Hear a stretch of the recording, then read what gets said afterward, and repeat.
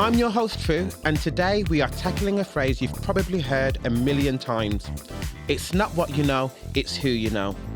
Is that true, or is it a myth, or is it somewhere in between? Either way, networking is a huge part of career success, and we're here to help you figure it all out and how to build those connections, even if you're just starting out. To help us unpack this, we are joined by Natalie Mason, a business psychology lecturer at Arden University, PhD researcher, and an expert in workplace relationships. Wow. Welcome, Natalie. Thank you. We are also joined by Kolade, Employment Skills Director at Business in the Community, the UK's largest responsible business network, championing responsible business as essential for long-term economic growth and resilience. Wow. Welcome to you both. Thank you for joining us. Thank you. Great to be here. Yeah, Good. Thanks for having us. So we're going to get into it. We're going to get into all things networking. But before we get into it, I want to ask you something to break the ice. Is that all right? Yeah, of course. Good. Nice. Okay, so if you could network with anybody in the world, dead or alive, who would it be and why? We'll start with you, Ola. Oh, that's a really good one. I think Nelson Mandela for me. Oh, I think just like who he was, what he stood for, just the stories as well that he would have had. I think it would have been great to meet him and just really understand like kind of what he went through and how that formed his character and what he achieved. So yeah. yeah.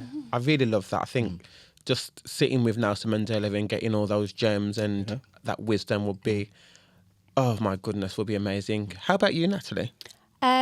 Michelle Obama. Oh, okay. I respect the way that she essentially built a life in very much in the public eye, had a family in the public eye, and navigating that with a lot of grace. And I think that would be really interesting to be able to talk to her about. Yes, float Let's put it out there. Yeah, we love float test. Yeah, we can definitely make it happen. Michelle Obama, come on, we can make this happen. Now, the two great people. I think mine will be Oprah Winfrey.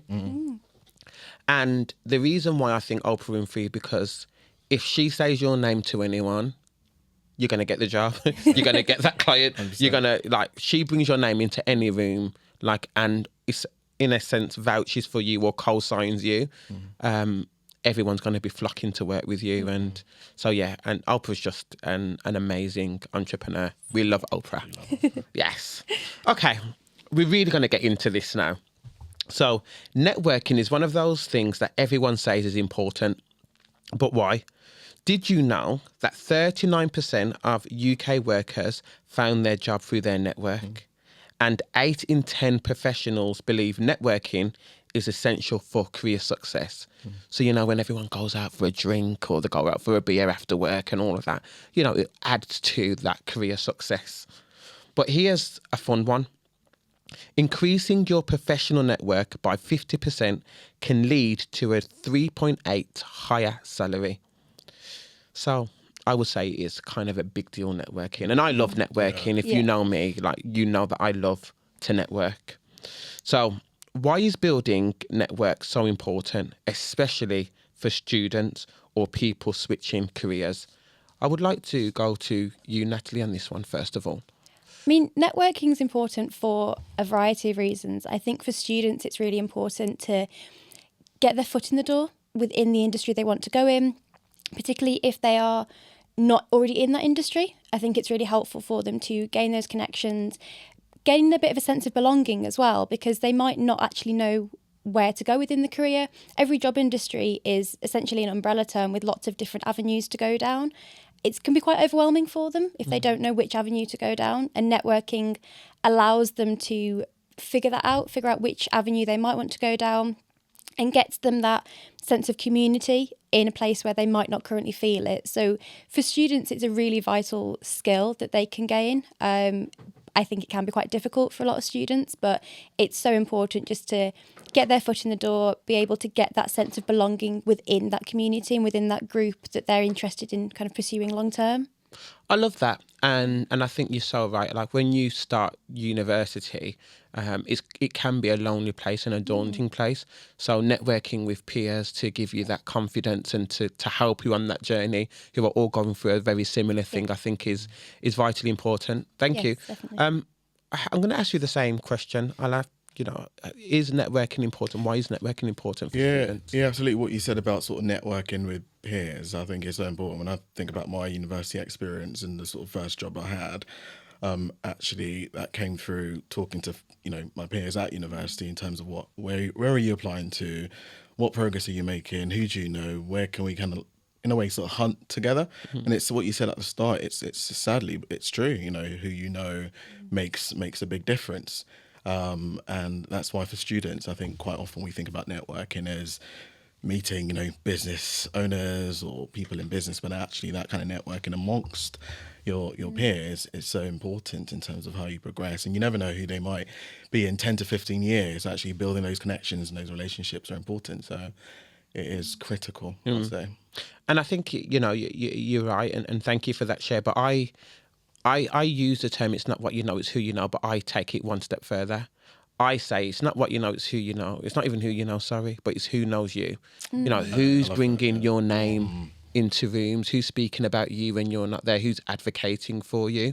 And I think that's the beauty of networking, when people are speaking about you when you're not in the room. But yeah, no, great stuff.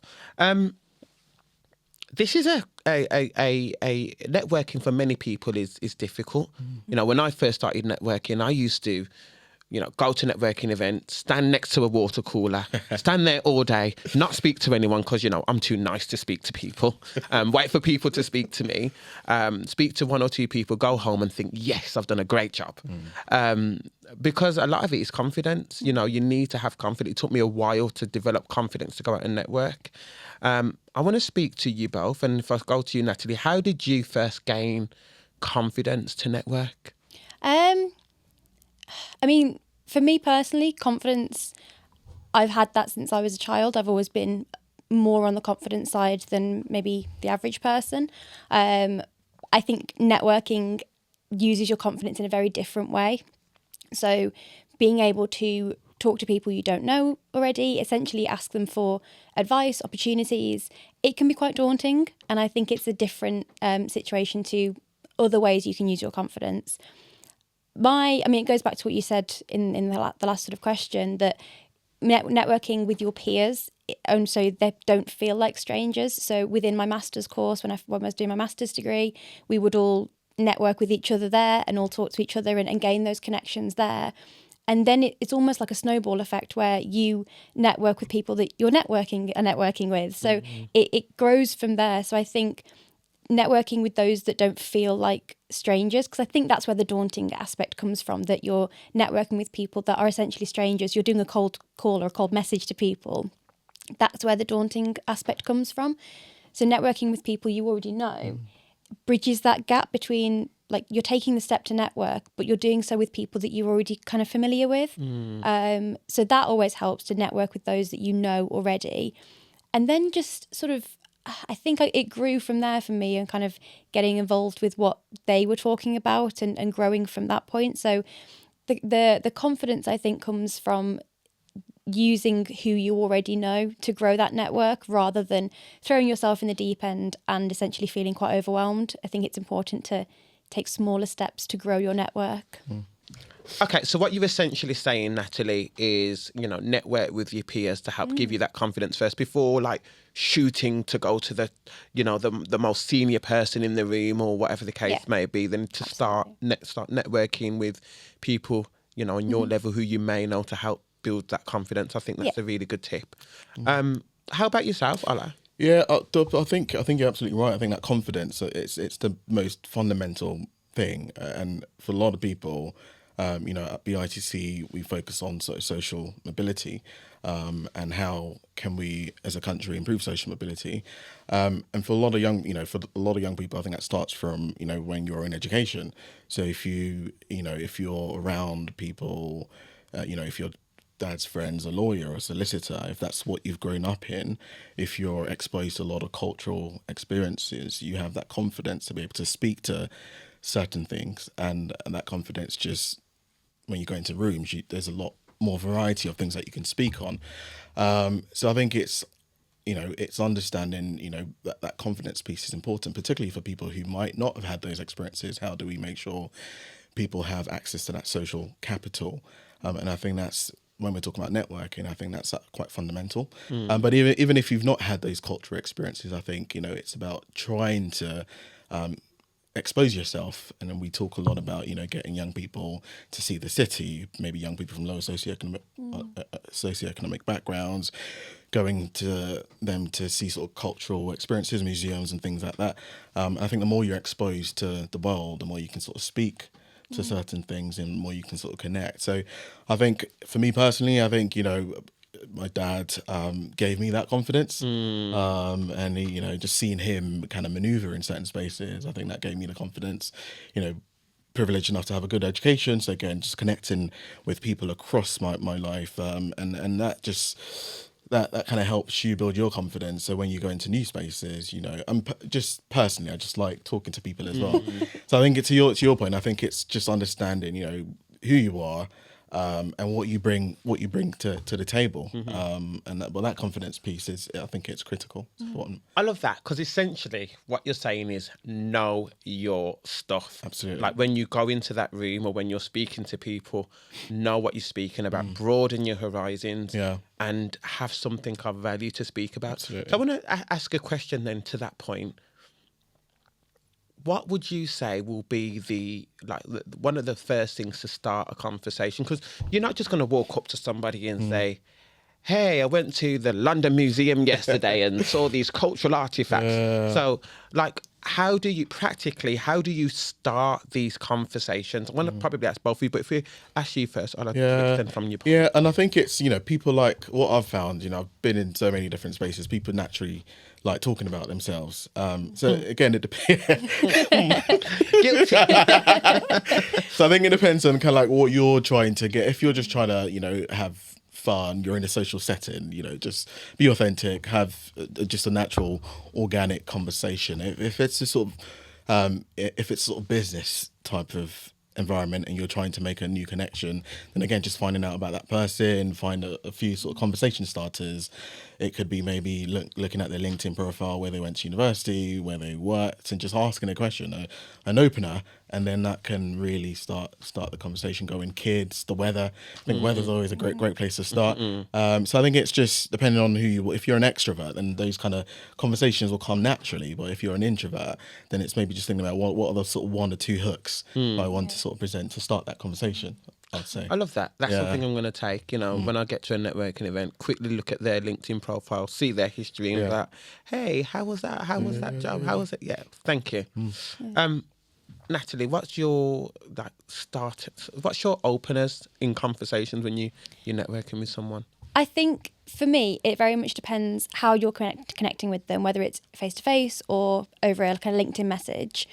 I think it's really important to not every connection is going to be the same. Not every connection is going to be equal, and I think it's important not to send out a generic blanket message to every connection that you're trying to kind of gain a relationship with, because it will fall flat in that sense. It won't have the same effect. I think what you said about being authentic and finding actual points of conversation to have with that person, whether it is kind of going on their LinkedIn profile, finding out where they went to university, if you have a connection there, you went to the same university or in the same sort of area of the same country, if you went to the same kind of area, or if they're in a job industry that you want to pursue, so you have something to talk to them about, rather than kind of trying to talk to everyone about the exact same things because you read one article and you're trying to apply it to everyone.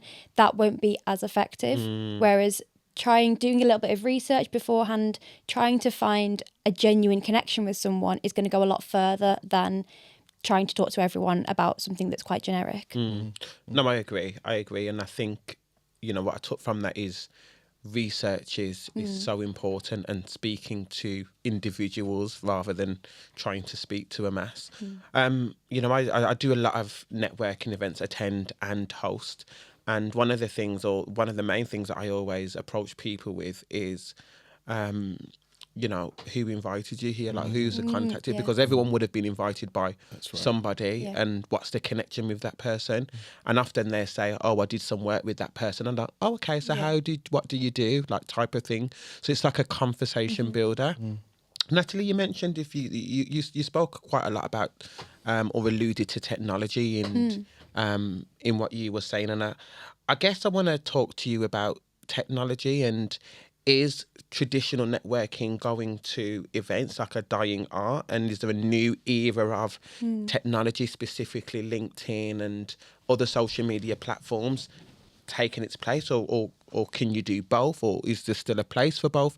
I want to really get your thoughts on technology kind of merging or verging into the networking space. I definitely don't think it's a dying art. I think from an academic point of view, conferences still exist. We still go to conferences. Sometimes they are online and in person. They can be hybrid, but we do still have fully in-person conferences to attend where you will get networking opportunities. So I think it's evolving. I wouldn't say it's a dying art, the traditional in-person networking, but I do think it's really it's a good way that it's evolving. I think it opens up opportunities in so many more ways than we had before. You can connect with people in different parts of the country, in different countries. And I also really like the idea of, so from a psychological point of view as well, we're linking people in different countries, in different cultures. Each single country is becoming more multicultural, particularly in the Western kind of countries. So because we're gaining more people from different cultures, having that opportunity to network with people from different countries and different cultures creates more awareness. It creates more kind of acceptance of everyone. And I think it's a really nice way of not having that boundary of saying, well, you can only connect with those that are local to you. Well, you can't anymore. You can connect with everyone. You can connect with people that you would have never been able to connect with 10, 20, 30 years ago because the opportunities weren't there. So it's definitely evolving. And I think it's evolving in a nice way that opens opportunities for people that weren't there before. Yeah, I agree. I want to bring you in this conversation. Because I know you obviously do a lot of work, especially in within the public space, and you need to network. You go to quite a lot of networking events. Absolutely. So I want to get your take on this.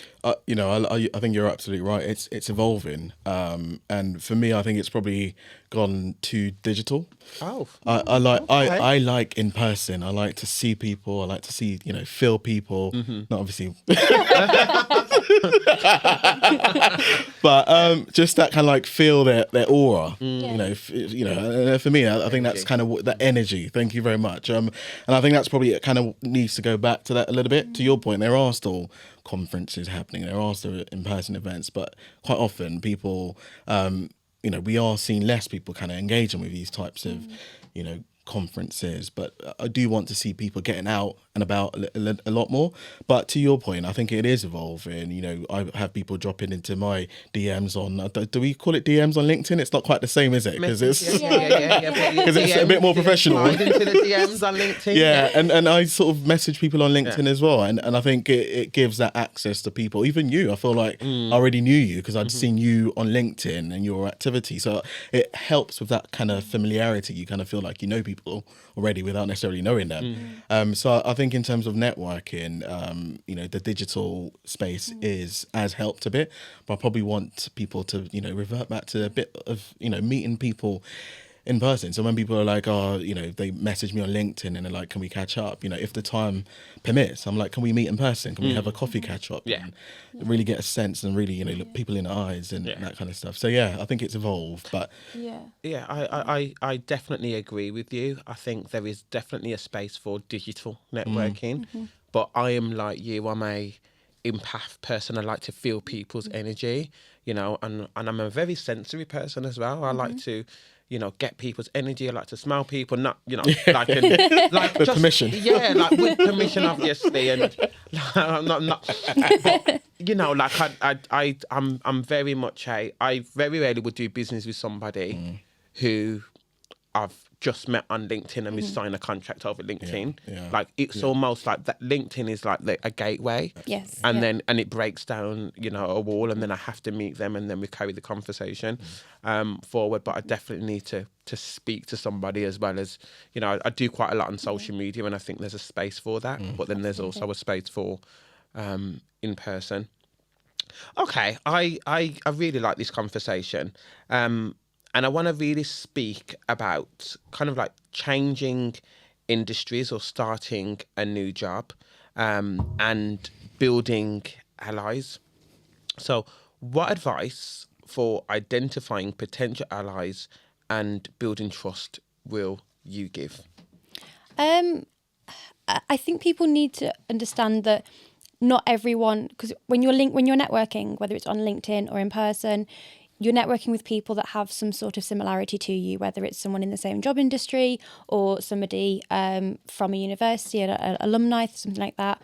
Not everyone's competition. People are allies, and I think that's a point there. Yeah. That is a soundbite there. That everyone is competition. Yeah. And I think it's important for people, particularly from students or people that are maybe transitioning into a new job industry, that they don't see everybody as competition, and they recognise that people can be there to support them, can be there to help them.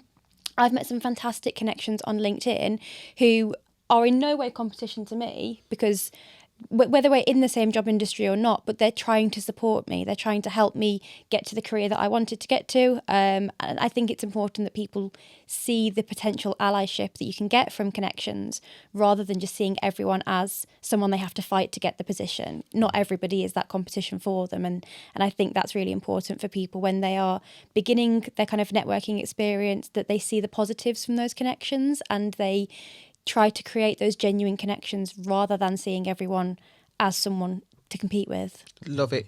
Collaboration over competition. Absolutely. All yes, day. definitely. Absolutely amazing. How about you, Ola? Yeah, I think just reflecting on my university experience, I sort of joined in societies. I joined the African and Caribbean Society, joined sort of business society, and again, it's people who have common interests, and you build relationships. And then quite often those, the business society might bring in, I don't know, a bank, or they might bring in another organisation to speak to some of the things that you're trying to achieve. And that's how you kind of make relationships. You put yourself forward, or, I want to volunteer, I want to host the organisation when they come to us. And I think that's kind of how you, whether you're university, that's kind of how you sort of build those networks. You make yourself visible to those opportunities. And you're right, it's not about competition, because there's opportunities available that will be for you. My dad always used to say, if it's not for you, it won't come by you. And I think that's quite important to recognize that, if an opportunity is for you, as long as you're putting yourself forward and you're showing putting your best foot forward, and if it's for you, it will be, the stars will align. And I think the other thing I just wanted to say was around, when you actually get into work, it's also thinking about tapping up opportunities that might come to be part of, mentoring circles. Quite a few organisations will have mentoring circles. To your point earlier on about coaching, sponsorship, I think these things are important, and quite often people shy away from putting themselves forward, but these are how you build those connections. These are how you find those allies who, once you've connected with them on a personal level, you can show the skills, your ambitions, your vision, and then they could be the ones going out there actually saying, this person's a great person, they want to do this, can we make it happen? And I think that's kind of how I've sort of navigated a lot of spaces. Amazing. And I think shout out to Pops, for giving that sound advice. Pops. Yeah, man. If it's not for you, you won't pass it by. Like, I'm telling you. Yes. And I guess what you were saying there was, especially when you're at uni, find spaces, communities that you can network and be a part of, and you can almost replicate that in work in new industries. If you go to a new job or whatever the case is, there might be, ERGs, like employment resource groups, or committees that you can become a part of, or whatever the case may be. So try and lend yourself to some committees within the employment or within your industry to move you forward. I love that. Amazing. Okay. All right, guys, we are going to switch up the gears a little bit. We're going to play a little game. Okay. And the game that we are going to play is Tru or false? Are you guys ready for this? Yes, go. Little or no thinking time, like no Googling, no chat GPT. Like, this is you. Okay. So, more people have avoided a work party than attended Glastonbury in the last 12 months. Is that true or false? I'm going to say true. Okay. I'll say true as well. Okay. You're both right. Yeah. Approximately 300,000 people attended Glastonbury, but 1 in 3 people have avoided a work party. Gosh. Yeah. I'm not surprised. I'm not surprised. Yeah. I think it goes back to your earlier point when you were saying about technology. Yeah. People are avoiding those in-person situations more, so that doesn't surprise me. Yeah. Okay, you know, okay. 1-0, 1 to you. Nil to me. Okay. Question 2. Ooh, Oprah Winfrey, who I want to network with and meet, you know. Her name's coming up, even more it's going to happen. Oprah Winfrey believes networking is overrated. True or false? I'm going to go false. Say false because she's such a avid networker, so she will believe in networking. I would have thought, Yeah. but yeah, I'd say false. Both right, false. Oh, Because she wants to network with me. No, she credits mentorship and networking as being key to her success. Yeah. So, yeah. Good 2-0. You guys are on the roll. Okay, number 3. More people have completed a marathon than have found a job through their network. True or false? Ooh. more people have completed a marathon than have found a job through their network. I'd say completed a marathon. No, sorry, I would say sort of find a job, because I think a lot of people find their sort of jobs through the network. If So is that true or false? Because you're like, yeah, give me an answer. Give me an answer. This is a tougher one, isn't it? Yeah. Is it? I would say false, but yeah. I'm going to say, I can't remember which way it was, but more people have found a job through their network. Then have completed a marathon. Yes, so okay, true. Yeah. So false. Yeah. So yeah, you're right. Less than 1% of the population have completed a marathon, but 39% have found a job through their network. So yeah, false. Yeah. So that's like huge. Yeah. Less than 1% has completed a marathon. Yeah. I feel like we that's need to a bit, get I on feel more. like Yeah. everybody's a bit of a trend at the We all moment. need to get in that 1%. Like, we need to do a marathon. Like, hello. Okay, the last quickfire question. Okay. Those who network spend more time on it than the average person does eating in a week. True or false? Oh. I'd say true, because I think once it can be quite addictive. I agree. Yeah, that's a good point. Yeah, I'm going to say true. Okay. It's me. It's actually false. Is it? Okay. Yeah, people spend 8.5 to 11.5 hours eating. The average time successful networkers spend on each week is 6.3 hours. Oh, right, okay. Gosh, we need to get out of the country. Need to get out more. You need to network. I'd stop more people going out, less eating. Okay, cool. So, this part, we need to really get some practical advice. There's going to be some people listening, and they're going to want to know hints, tips, and things that they can implement on their journey. And you both receive your network as to who not best to ask. So, what's the best way to reach out to somebody new? And what should you say first in that message? I think we kind of alluded to some of it earlier. But if it can be short and succinct, that would be great. Or if we come to you first. So what's the best way to reach out to someone? And what would be the first thing that you will say in a message when you reach out to them? In a message, it's, who am I? What's my, what do I want, basically? And what's in it for them? Those are the sort of key points, obviously in a sort of subtle way, but, who am I? Yeah.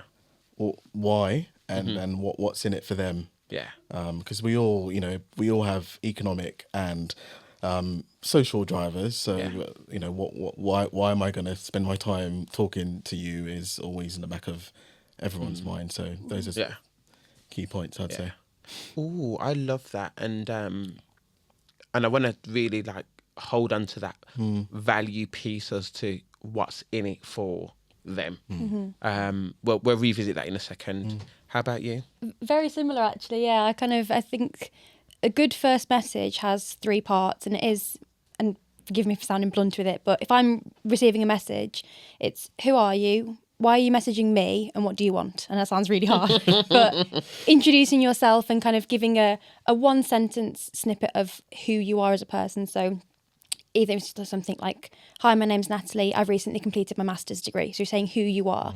Or, hi, my name's Natalie. I'm interested in a job in X. So saying who you are, why you're messaging that person. And it goes back to what I was saying earlier about having an authentic but genuine connection with that person rather than just sending a blanket message. So I've seen that you also attended this university, or I've seen that you're in this career and it's one of the possibilities I was considering. So you're telling them why you're messaging that person. And then what do you want? So that kind of what's in it for them. What are you hoping to get out of that conversation? So I was wondering if you would mind talking me through a typical week in your job so I know whether to continue to pursue it, whether that's if you're open to a 15-minute call or just a message. So they understand what you want from them and what they can give to you, and so you understand what the nature of the relationship is. So if I'm receiving a message that's got those kind of 3 elements that you were talking about, I know it's a genuine connection. It's not just someone messaging a load of people trying to connect with, just trying to get the connections up. And it tells me what I can respond to that message as well. So I think those 3 elements that you mentioned are really helpful. Yeah. Yeah, so good. And I totally agree. Be direct and you know, who you are, what you're looking for, but also what's in it for them. And I just really want to speak about the value piece of always kind of like offering value. I learnt a long time ago in my networking career that offering value first is always key. So I never network or go into any conversation without me saying, what can I do for you? Or this is what I'm going to do for you. Where you can, always try and be creative, but always lead with value. Always offer to do something for somebody else before you take. And that's the nature of me and what I do. I give, then I take. Give, then I take. But that take is always a big take. I always take big. I always Brilliant, I love that. Yeah. But okay, cool. So I want to really speak about introverts. You know, and I'm not an introvert, as you can tell. But networking for introverts can feel extremely daunting, and especially if you're not naturally an outgoing person. So this question's more for you, Natalie, from a psychology point of view. What advice do you have for introverts who really want to build connections without feeling overwhelmed? Yeah, so people will have natural variations in how much energy they get from connecting with people and having those kind of personal relationships. And for those who are a little bit more introverted, maybe they don't get energized from those connections. Maybe they find it daunting. They might even find it a bit draining. So when they're seeing other people, particularly on social media, and this is one of the downsides of LinkedIn and social media, is it looks like everyone else knows exactly what they're doing because no one posts the worst side of their life on social media. So when you're seeing everyone else on LinkedIn seemingly very easily connecting with everyone, it can feel a little bit disheartening. So it's important not to compare what you would consider a milestone of sending out that first message to what someone else might consider a first step. They're both valid, but they mean different things to different people. If sending that first message, kind of that 3-stage message that we were talking about, if sending that feels more like a milestone rather than a first step, then you can dial it back. There's lots of other ways that you can gain that exposure, that you can put yourself out there without literally talking to someone and putting yourself out there on a message. Particularly on LinkedIn, there's hashtags you can follow. So you're getting yourself that foot in the door. You're getting yourself within the kind of the job industry sort of discussion. You are gaining that sense of belonging within the community without actually messaging someone. So following the hashtags is always really good. Again, on LinkedIn, so you can react to posts that you agree with. You can celebrate them, support them, love them, like them, whatever. But you're, again, putting yourself out there and exposing yourself to the person that posted it, and even the people that are commenting on it. If you're reacting to comments that you agree with as well, that's again taking away a layer of anonymity, because you're then going more personal to that specific comment. So sending a message is fantastic, but it's not the only way that you can gain that exposure, because as soon as you start reacting to things and liking posts, reposting people's work on LinkedIn, it's then showing your post, because you've reposted it, to your followers and to your friends. So you're gaining that exposure through alternative ways. And then what I've also found on LinkedIn, I don't know whether you found it, that if you continue to see the same names popping up and you start reacting to their posts, you're liking their posts, they sometimes message you and say, look, I've seen that you're kind of new to the community, especially in psychology. They're fantastically kind of welcoming to new people. And they'll say, like, we've got this networking opportunity coming up. Is that something you'd be interested in joining? Or there might just be a Zoom call or something that's going on where people are talking. You get to connect with people. So sending the message is fantastic, and for those that feel they can do it. It's great. But there's other ways that you can gain that exposure without messaging people you don't know. So yeah, lots of different ways. I absolutely love that, and I think it's so true. And I'm going to come to you in a second, Ola, but I and very similar. That engagement piece is so important when you're engaging with other people's work. A few years ago, there's a guy on LinkedIn called Fraser. He was the COO for Wix, the retailer, and he was posting quite a lot of content that I was like, oh, I like this content. So, and then I was posting content that he liked. So we both was like engaging with other people's content, liking and commenting. And in the end, I was like, oh, forget this. Let me just message him and say, I really like your content. We need to sit down. And I did do that. And we sat down and found out that we had so many values in common. And to that end, we had a very good business relationship. They came on board for as sponsors, Wix, as sponsors for one of the events that I was hosting. And, we had a great relationship, all because of that engagement of posting first, and me liking his stuff and him liking my stuff, me resharing. So I really enjoy that point. I want to come to you, but I want to speak specifically about technology. I know we're kind of like really verged into social media platforms, LinkedIn, and so forth.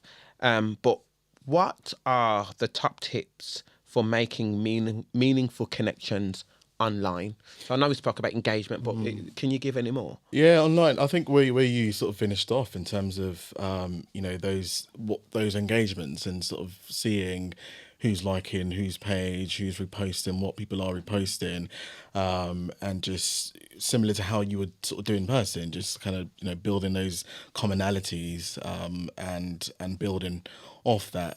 So I think that's observing that will be the first step. And then actually acting on it, and that could be the case of dropping someone a message or even reposting some of their content. It could be it's quite simple, but actually connecting with them, because quite often we might like people's content, but we don't actually ask them to. It's quite a weird thing.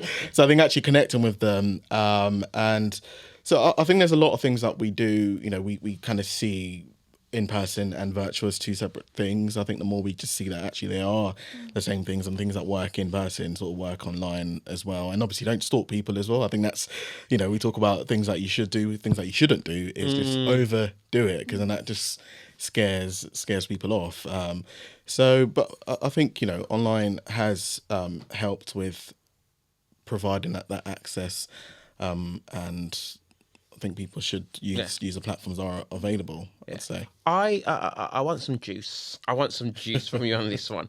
Can you tell me about a time where you've successfully networked on LinkedIn or any social media platform, and also a time that didn't go so well, and how did that turn out? Yeah, I think in terms of the success, that because I go around a lot and I sort of meet people, we connect on LinkedIn, and people might drop me a message, can we meet, and vice versa. I might do that, and I think so. The success feels like an everyday kind of thing because it just happens. So there isn't necessarily like one moment I can sort of speak to, but there have been moments where I've gone to an event, we've connected with someone, and that's fine. That success, is that because you are credible and that you've got credible content online, and that and people are like, I want to meet. I want to meet. Yeah, and that credibility piece is important, isn't it? Because I've been in the sort of employment and education space for such a long time, and that credibility piece is important. So when you're asking someone to meet, then it's probably easier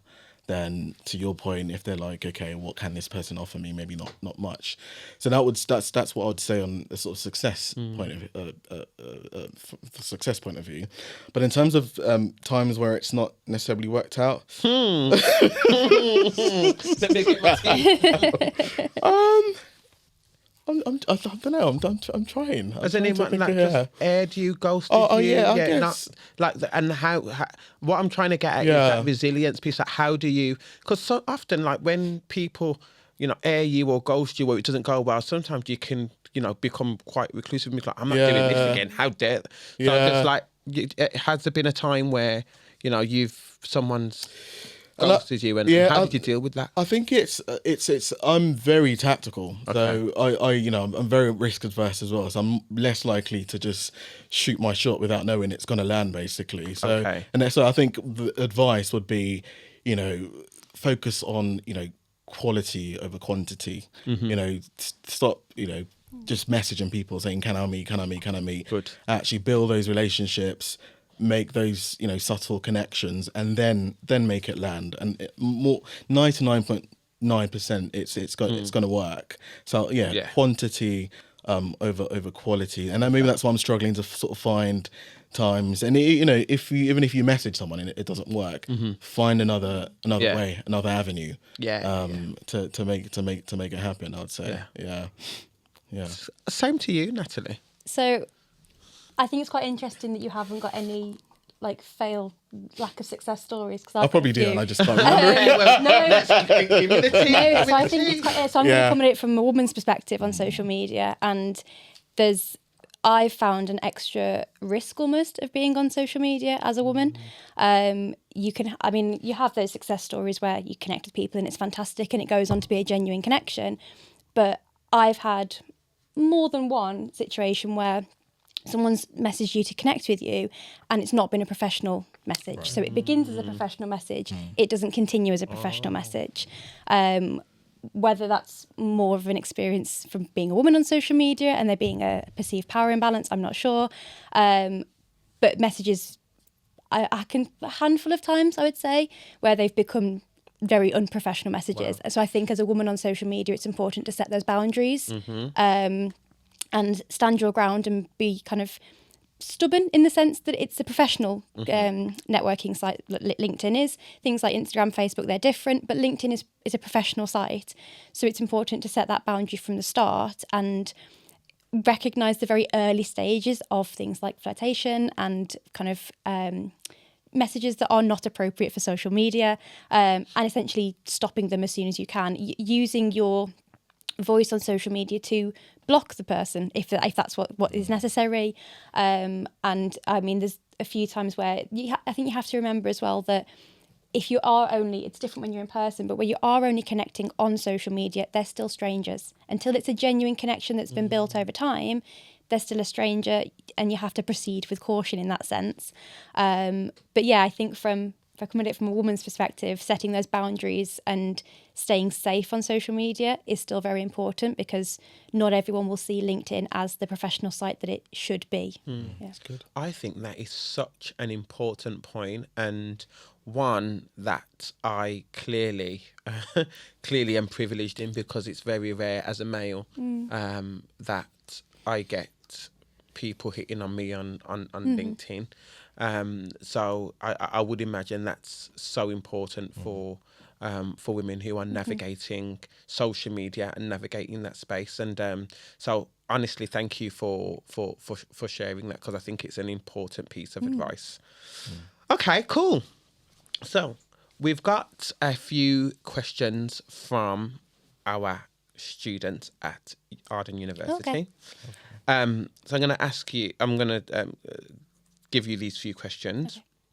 So the first one is, I'm quite an introverted person. Is networking still something I can do successfully? And how can I get started? Can we have succinct answers for this, please, and any practical tips? I'll have to go to you first. Yes, practical tips. So you just start with who you know. Okay. Yes. Start with who you know, develop those relationships and ask them to introduce you to other people as well. Love that. Natalie? Follow the hashtags on social Okay. media, find your way in that way, and then see who keeps recurringly popping up, and go from there as well. Nice. And the second question, as a student, what's the best way I can ask someone for career advice without taking up too much of their time? Anyone?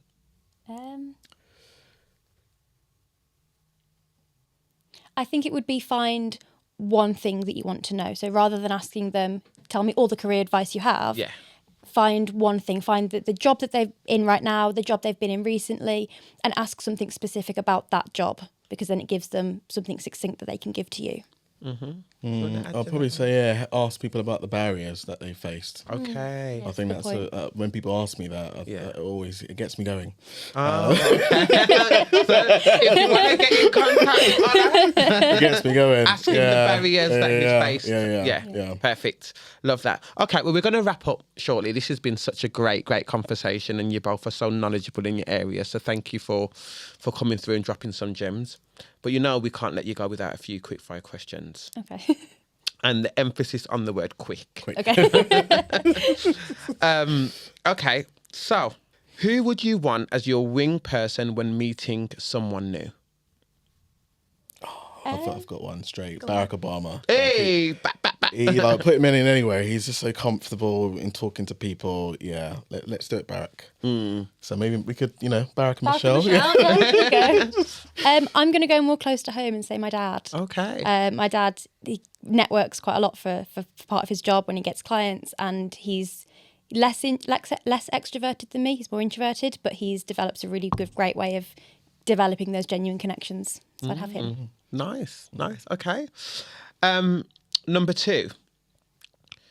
Your hype song to get you ready for a night of networking. What will that be?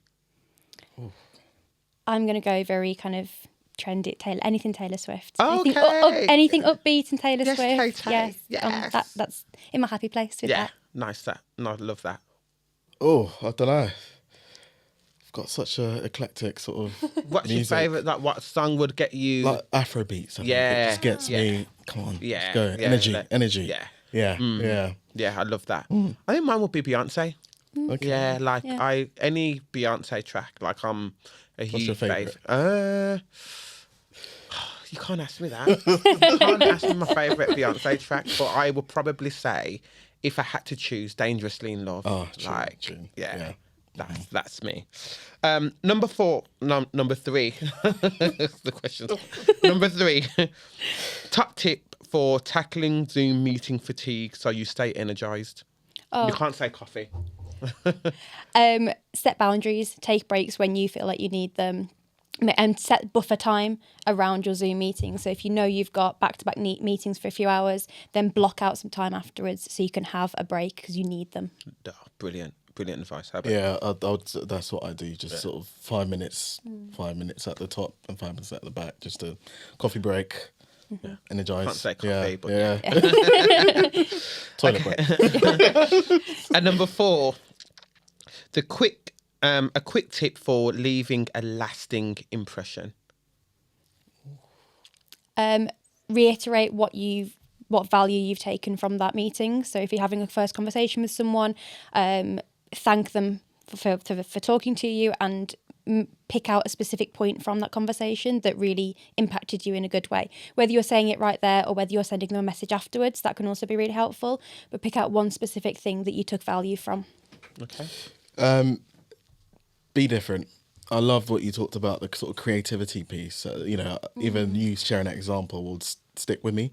So just thinking about sort of something that's creative and that's different, whatever that could be. Good, amazing. Oh, well, I don't know about you guys, but I have learned so much from this chat. So thank you for coming in. From you saying what Pop said, if it's not for you, it won't pass you by. And all of the great gems, Natalie, that you dropped in terms of setting boundaries and that nuance around, being a female and being on social media has really got me thinking about how people can, protect themselves whilst networking. So thank you. We have realised networking doesn't have to be transactional. It's a two-way street. So a huge thank you to you both for coming in and sharing your hints and tips. I've certainly learned a great deal. But to all of our listeners, I just want to thank you for joining us. I hope that you have had a good time listening to the conversation and that you've taken practical advice to help you build your network and to give you long-lasting relationships on your journey. Good luck.